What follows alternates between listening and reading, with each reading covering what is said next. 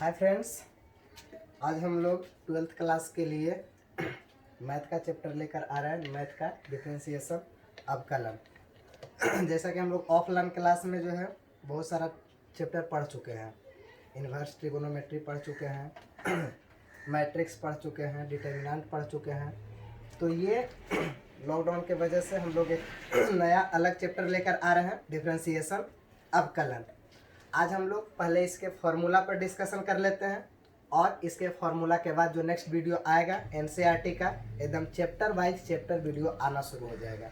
इसलिए इसको हल्का में लेना नहीं है क्योंकि कब तक लॉकडाउन रहेगा इसका कोई अता पता नहीं है अभी। इसलिए इसको हल्का में एकदम नहीं लेना है। जो भी स्टूडेंट इसको देखेगा एकदम कंटिन्यू क्लास को करते जाएगा। इसमें इसमें कोई कंप्रोमाइज करना ही नहीं है। इसमें जो फॉर्मूला है फॉर्मूला ही मेन है। फॉर्मूला याद रखना बहुत ज़रूरी है। अवकलन में हम लोग देखेंगे पहले कुछ फार्मूला। जो मेन फार्मूला है 10, 20 जितना भी फार्मूला हो उस फार्मूला को पहले देख लेंगे। फार्मूला देखने के बाद हम लोग जो है एनसीईआरटी एकदम विथ एग्जाम्पल, क्योंकि एनसीईआरटी में एग्जाम्पल से भी बहुत सारा क्वेश्चन आता है। उसको बनाता नहीं है, अलग बात है, कितना को समझ भी नहीं आता बना हुआ हिसाब भी। तो हम लोग एकदम सिस्टम से पूरा का पूरा क्लास करवाएंगे। इसमें सबसे पहले हम लोग डिफरेंशिएशन देखेंगे अवकलन में। इसको जो है हम लोग d/dx से सूचित करते हैं, मेनली रूप से d/dx से।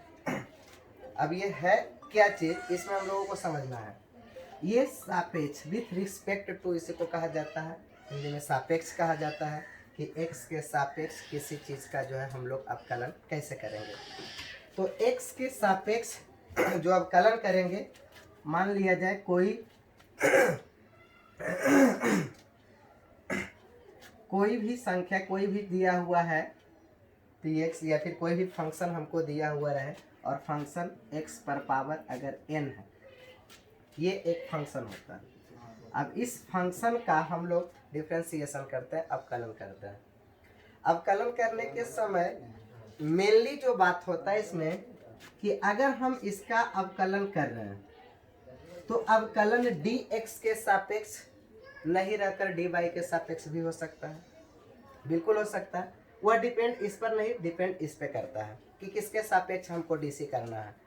इस पे डिपेंड करता है। अगर हम लोग फॉर्मूला में चल रहे हैं तो बस इतना समझेंगे कि जिस चीज पर पावर हो, जैसे यहाँ पावर किस चीज पर है, x पर पावर, तो जिस चीज पर पावर हो उसी के सापेक्ष हमको डीसी करना। ऐसा नहीं कि फिक्स है किसी के सापेक्ष डीसी किया जाता, नहीं। अभी हम लोग देख रहे हैं कि x पर क्या है, पावर है।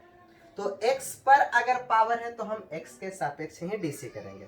तो इसका फॉर्मूला क्या होता है कि अगर x के सापेक्ष डीसी किया जाए तो इसमें करते हैं क्या चीज कि जितना भी पावर रहेगा उसको लिख देंगे और जितना भी पावर है उसमें से एक घटा देंगे, यानी कि n × n-1। यही इसका फॉर्मूला। अब इसका एग्जाम्पल मेनली रूप से देखते चलेंगे हम लोग। एग्जाम्पल हम लोग देखते हैं कि अगर हमको कहा है कि x पर पावर 4 का x के सापेक्ष अवकलन ज्ञात करें,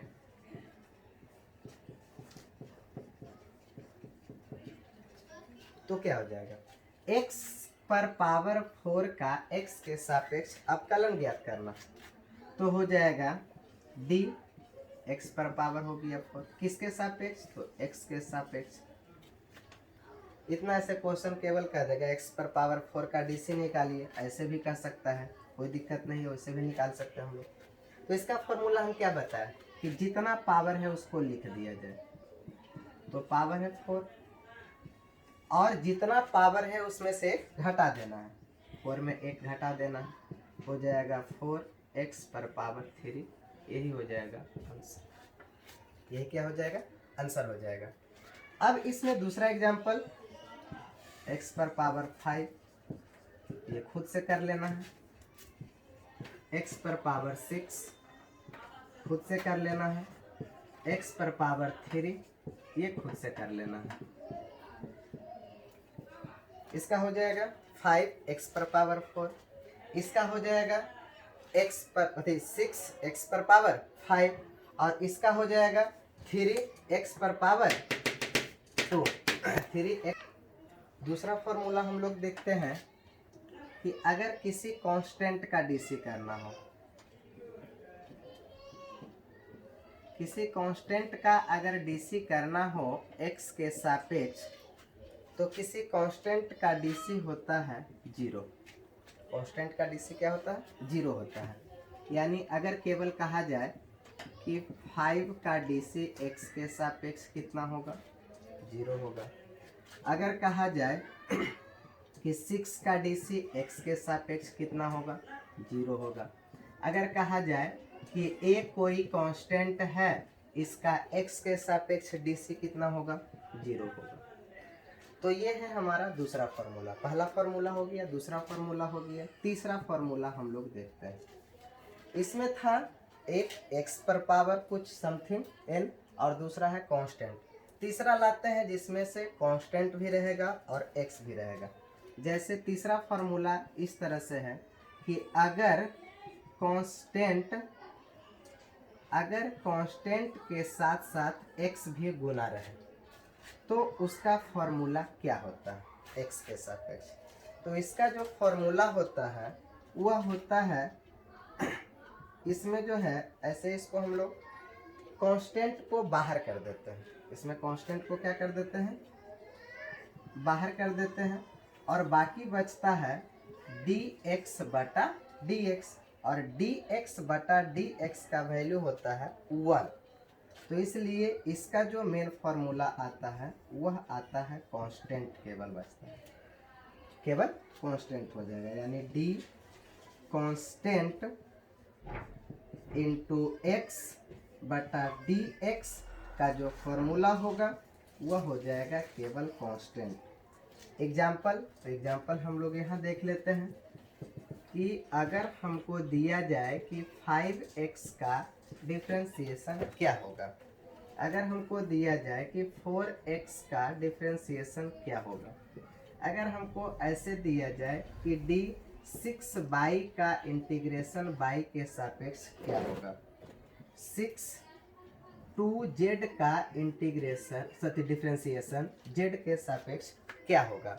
अगर इस तरह से दिया हुआ रहे तो हमको हो जाएगा इसका आंसर 5, इसका हो जाएगा 4, इसका हो जाएगा 6 और इसका हो जाएगा 2। ये है डिफरेंशिएशन का तीसरा फार्मूला। ये है डिफरेंशिएशन का तीसरा फार्मूला। आगे हम लोग चौथा फार्मूला इसमें देखते हैं। चौथा फार्मूला हालांकि अभी बीच में आ गया था उसमें कि dx बटा dx क्या होता है? 1 होता है। आगे हम लोग देखते हैं पांचवा फार्मूला। अब इसके लिए कोई एग्जाम्पल जरूरी नहीं है, जिसमें नेसेसरी होगा एग्जाम्पल हम उसमें बताते जाएंगे, इसमें कोई जरूरी नहीं है। आगे जो पांचवा है एक्सपोनेंशियल का है। e पर पावर x का डीसी e पर पावर x ही होता है कब? जब जो e पर पावर रहे उसी के सापेक्ष डिफरेंशिएशन किया जाएगा तब। यानी e पर पावर x का डीसी e पर पावर x ही होता है कब? जब जो इस पर पावर है, इस पर पावर है x के सापेक्ष डीसी करेंगे तो इसका वैल्यू e पर पावर x ही होगा।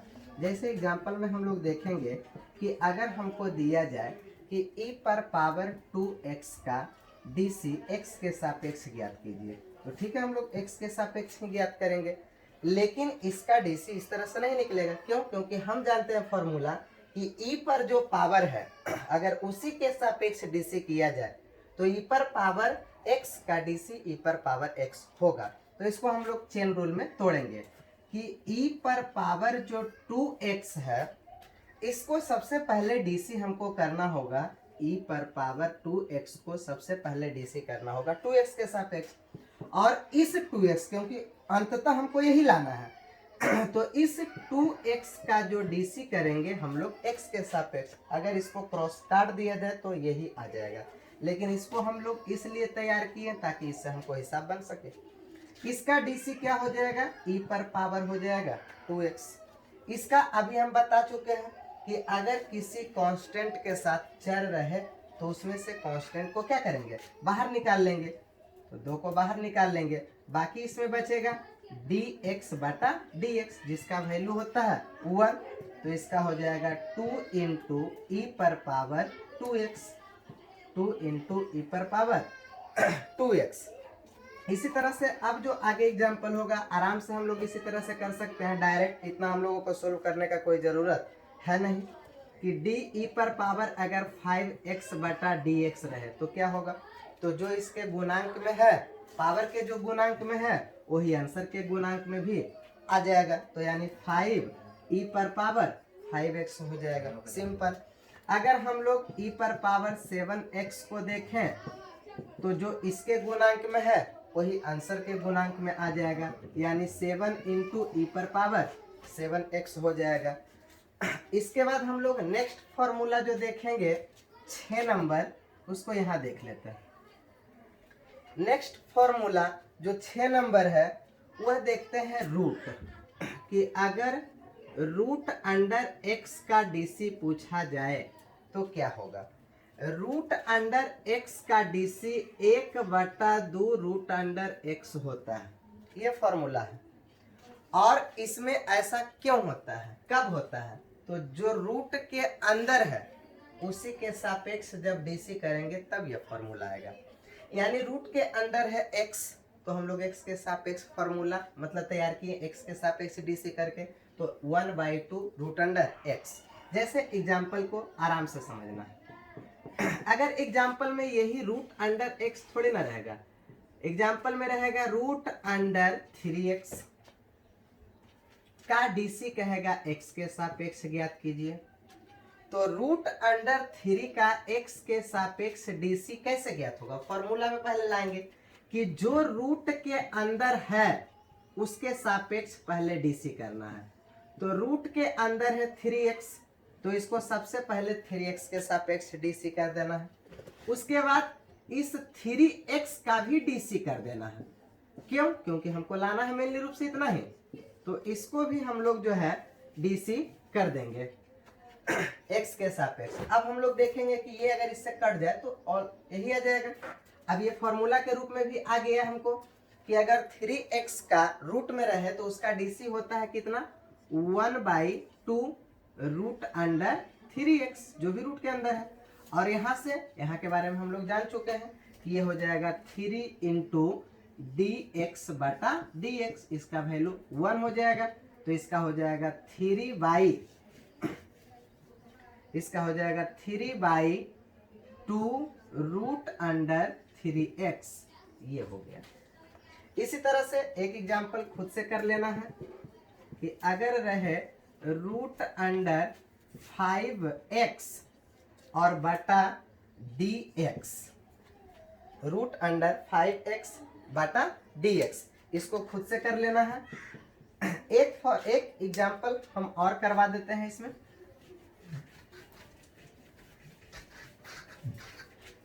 एक एग्जांपल इसमें हम और करवा देते हैं कि अगर ऐसा रहे d रूट अंडर 5x पर पावर 4 या 5x का क्यूब, इस तरह से, तो इसका डीसी क्या हो जाएगा, dx x के सापेक्ष डीसी कहेगा, तो इसका डीसी हो जाएगा, इसका डीसी हो जाएगा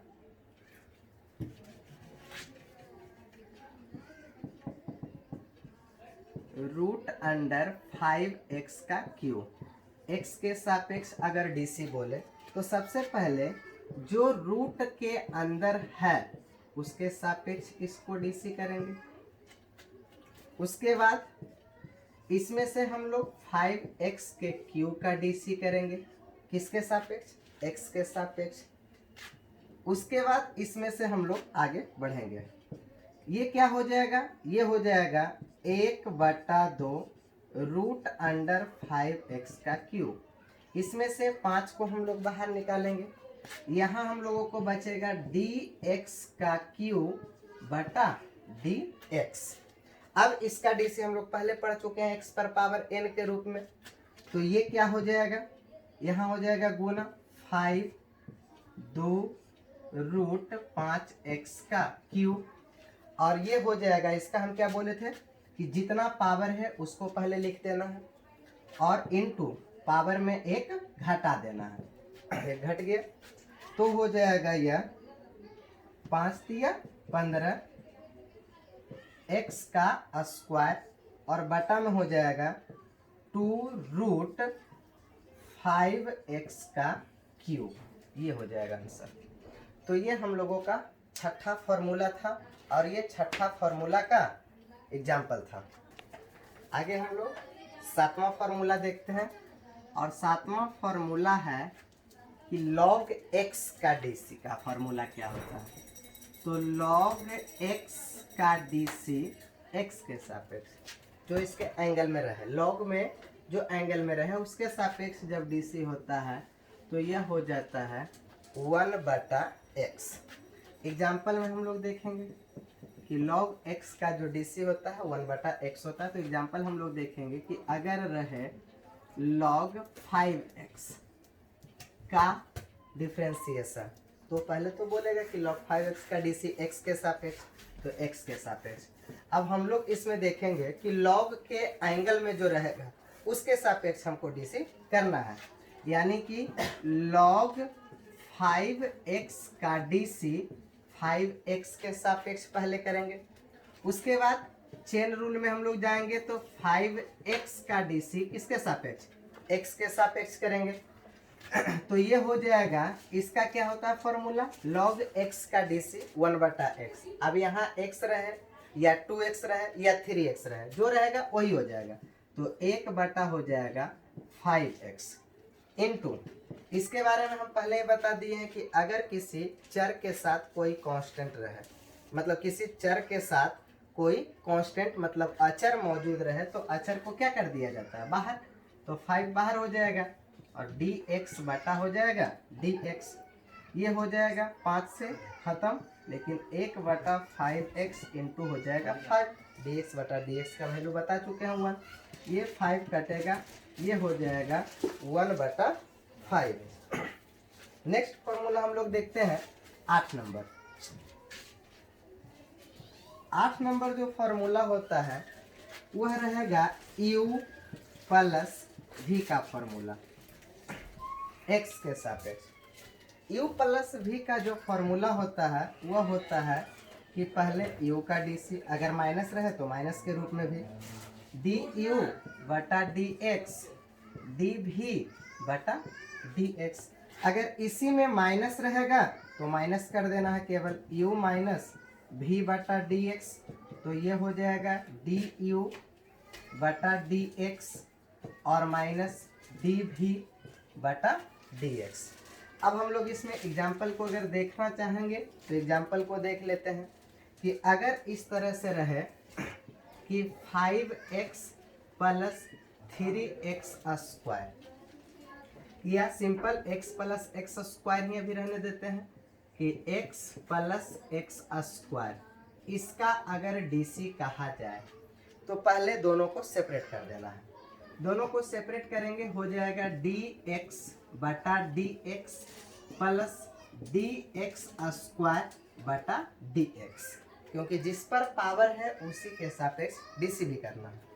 इसका वैल्यू हम बता चुके हैं 1 होगा, इसका वैल्यू बता चुके हैं कि जितना पावर है उतना पहले लिख देना है, इंटू हो जाएगा, इंटू हो जाएगा पावर में एक घटा देना है, तो हो जाएगा x पर पावर 2 माइनस 1, यानी 1 प्लस 2 इंटू एक्स पर पावर 1, लिखना कोई जरूरी 1 नहीं, ये हो जाएगा। अगर इसी में हम लोग माइनस, इसके बाद हम लोग एक माइनस का देख लेते हैं एग्जाम्पल। अगर रहा 5x और प्लस x का क्यूब बटा dx, इसको भी माइनस वाला ले लेते हैं। इसमें क्या करना है, दोनों को सेपरेट कर देना है, 5x बटा dx और माइनस हो जाएगा x का क्यूब बटा dx।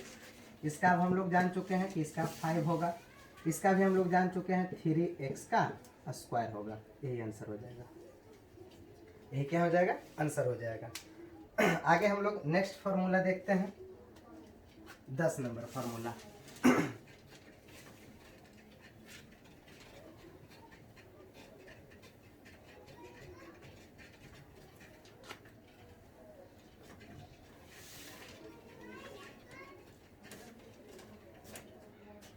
10 नंबर फॉर्मूला में देखते हैं कि अगर रहा u प्लस भी हो चुका है, u माइनस भी हो चुका है। अब हम लोग देखते हैं u इंटू भी का के रूप में अगर कोई रहे और x के सापेक्ष डीसी करना हो तो इसमें क्या होता है, u को छोड़ना है, v का कर देना है डीसी, प्लस v को छोड़ना है, u का कर देना है डीसी। u को छोड़ना है तो v का डीसी, v को छोड़ना है तो u का डीसी। एग्जाम्पल में हम लोग ले लेते हैं कि अगर रहे 5 या फिर रहे e पर पावर 5 इंटू ई पर पावर 5x या 2x, कोई भी एग्जाम्पल ले लेते हैं, या ले लेते हैं x इंटू ई पर पावर 2x। अगर इस तरह से है और इसको अगर हमको x के सापेक्ष डीसी करना हो तो हम क्या करेंगे, इसको मानेंगे u, इसको मानेंगे v। तो हम क्या बताएं फॉर्मूला, u को छोड़ना है, u को छोड़ना है, v का करना है डीसी, ई पर पावर 2x का करना है डीसी, प्लस 2 ई पर पावर 2x को छोड़ेंगे और u का करेंगे डीसी। इसमें भी हम लोग आगे करेंगे क्योंकि ये हो गया x इंटू इसका डीसी किसके सापेक्ष होगा, इसका डीसी होगा 2x के सापेक्ष, इंटू 2x का भी डीसी होगा किसके सापेक्ष, x के सापेक्ष, प्लस ये हो जाएगा 2x dx बटा dx हो जाएगा 1, ये हो जाएगा x इंटू ई पर पावर 2x का डीसी, ई पर पावर 2x हो जाएगा, 2x का डीसी तो 2 बाहर निकल जाएगा, प्लस ई पर पावर 2x हो जाएगा। ये जब गुना होगा तो 2x इंटू ई पर पावर 2x प्लस ई पर पावर 2x, दोनों से ई पर पावर 2x कॉमन भी ले सकते हैं तो 2x प्लस 1 हो जाएगा। ये हो गया u इंटू भी का फॉर्मूला, ये हो गया u इंटू भी का फॉर्मूला। आगे हम लोग देखते हैं 11 नंबर फॉर्मूला।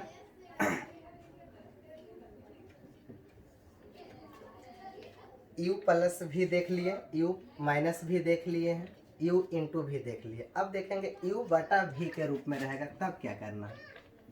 अगर u बटा भी के रूप में रहे तो क्या करना है, इसमें हम लोग डीसी निकालते समय नीचे वाला का करते हैं स्क्वायर, नीचे वाला का क्या किया जाता है स्क्वायर, नीचे वाला को ऊपर ले जाकर छोड़ देना है, नीचे वाला को ऊपर ले जाके छोड़ देना है और ऊपर वाला का कर देना है डीसी, ऊपर वाला का क्या हो जाएगा डीसी, गुना में प्लस और भागा में माइनस तो हो जाएगा माइनस, नीचे वाला का स्क्वायर, नीचे वाला को ऊपर ले जाके छोड़ दिए और ऊपर वाला का कर दिए डीसी। ठीक उसी तरह से इस बार ऊपर वाला को छोड़ देंगे और नीचे वाला का कर देंगे डीसी। ये हो गया u बटा भी का, जैसे हम लोग एग्जाम्पल में देख भी सकते हैं। एग्जाम्पल में मान के चलिए ले लेते हैं कि e पर पावर 2x और बटा ले लेते हैं x के रूप में, यही ज़्यादा बेटर होगा। तो इसमें हम क्या बताएं, नीचे वाला का स्क्वायर होता है तो नीचे वाला का हो गया स्क्वायर, नीचे वाला को ऊपर ले जाके छोड़ देना है और ऊपर वाला के कर देना है डीसी, ऊपर वाला के डीसी हो गया, माइनस अब ऊपर वाला को छोड़ देना है ई पर पावर 2x को और नीचे वाला को कर देना है डीसी, x इंटू ई पर पावर 2x का डीसी ई पर पावर 2x ही होगा, लेकिन कब, जब जो पावर है उसके सापेक्ष डीसी होगा तब, तो 2x बटा हो जाएगा 2x क्योंकि इसका डीसी भी करना जरूरी है, माइनस हो जाएगा ई पर पावर 2x dx बटा dx का वैल्यू 1, ये हो जाएगा x का स्क्वायर, ये हो जाएगा x इंटू ई पर पावर 2x और यहाँ से निकलेगा 2 यानी कि 2x इंटू ई पर पावर 2x और माइनस हो जाएगा e पर पावर 2x बटा हो जाएगा x का स्क्वायर। e पर पावर 2x कॉमन ले लेंगे, 2x माइनस 1 बटा हो जाएगा x का स्क्वायर। तो ये हो गया 10 फार्मूला विथ एग्जाम्पल। क्या जाना है? आगे हम लोग फार्मूला जो है 12 नंबर से देखेंगे। इस फार्मूला को, इसका एग्जाम्पल हम लोग जो है हिसाब में करेंगे। हिसाब जब बनाएंगे तो इसका यूज केवल देखेंगे कहाँ होता है, कैसे होता है। जो ऐसे फिलहाल केवल अभी एग्जाम फार्मूला को देख लेना है। इसमें क्या है, त्रिकोणमितीय निष्पत्तियाँ वाला जो डिफ्रेंसिएशन है उसमें मेन एक बात क्या याद रखना है कि जिसके आगे सी होगा, त्रिकोणमितीय फंक्शन में जो सी से शुरू होगा उसका डीसी हमेशा माइनस होगा। तो इसमें सबसे पहले साइन का डीसी कॉस होगा। लेकिन साइन का डीसी कॉस कब होगा?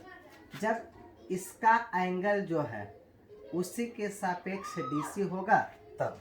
अभी एंगल है एक्स, डीसी भी कर रहा है एक्स के सापेक्ष। इसमें एंगल है एक्स, डीसी भी किए हैं एक्स के सापेक्ष। तो साइन का डीसी कॉस होता है कब? जब उसका एंगल के सापेक्ष डीसी करेंगे तब। तो साइन का डीसी हो जाएगा कॉस, तो कॉस का डीसी माइनस साइन। हम बोले थे कि जिसके आगे सी उसका डीसी माइनस होता है, तो माइनस साइन। टैन का डीसी होता है सेक स्क्वायर एक्स, और कॉट का डीसी होता है चूंकि सी से है इसलिए minus cot sec square x. Sec का डीसी होता है sec into sec x into tan x, और कॉसेक एक्स का डीसी होता है minus cosec x into cot x.